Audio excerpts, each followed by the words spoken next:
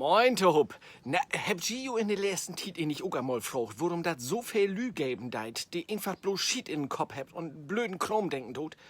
Ja, ich jedenfalls. Aber gestern wie ein Doktor, ja, du bin ich do abkommen, woran dat liegen kann. Ja, ich hab du in diese Rentner-Bravo rumblaut, ja, Apotheken rumschau. Ja, und du gibst dat so ein Bild, hier, dürf mal, ich wies ju dat. Dat is ein Darm. Ja, und sieht weiter. Du will ein Gehirn. Ja, und was fällt so ab? Das wird ja wohl ziemlich ähnlich gut, ne?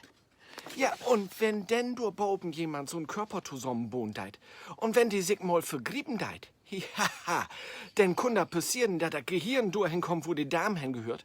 Ja, und die Darm dahin, wo die Kopf hingehört. Ja, und das lebe Lü, das wird nämlich erklären, warum so viele Lü schied denken dort und trotzdem dobi klug schieden dort. Ja, das lot mal ob ich wirken. Bitte bald mal, Jungbuhr Decker.